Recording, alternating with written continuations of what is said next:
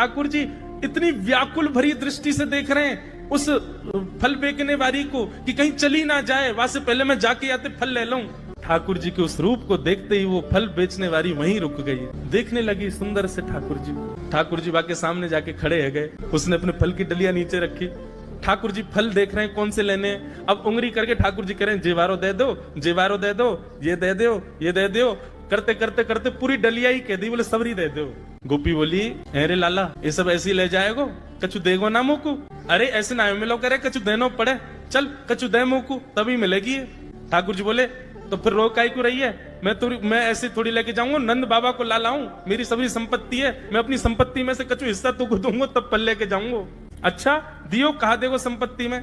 तो जितने गेहूं ठाकुर जी भर के लाए वहां में से केवल एक बचो ठाकुर जी के हाथ में, और ठाकुर जी मुट्ठी खोल के वो एक गेहूं ले में, और बड़े संकोच वश कि अब एक ही बचो कहा करूं, ले जी है। उस एक गेहूं के दाने को अपने हाथ में लेकर के कोमल से ठाकुर जी की उस मुखाकृति को देख करके वो फल बेचने वाली की तो सुध बुद्धि चली गई। ठाकुर जी बोली अरे नजर लगावेगी मुझको, चल जल्दी फल दे दे।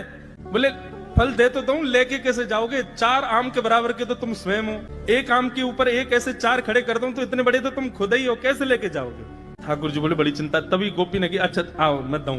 और ठाकुर जी के कछु फल तो कमरिया में बांध दिए, कछु पामन में बांध दिए, कछु हाथन में बाजू बंद बना के बांध दिए, कछु गरे में लटकाई दी। और ऐसे ठाकुर जी मटकते भये, उछलते भये, और बड़ो श्रम है रोए, उठा नहीं पा रहे पाम को, इतना भारी है गयो पाम, खिसक खिसक करके नंद भवन की ओर जा रहे हैं। इस रूप को जब उस फल बेचने वाली ने देखा, उसने अपनी फल की डलिया उठाई, और फल की डलिया उठा करके जब सिर पर रखी तो आगे चलते हुए नेत्र बंद हो गए। अब तो बस यही कहती जा रही है गोपाल ले लो, कृष्ण ले लो, माधव ले लो, मधुसूदन ले लो, गोविंद ले लो, नंद जी को लाला ले लो।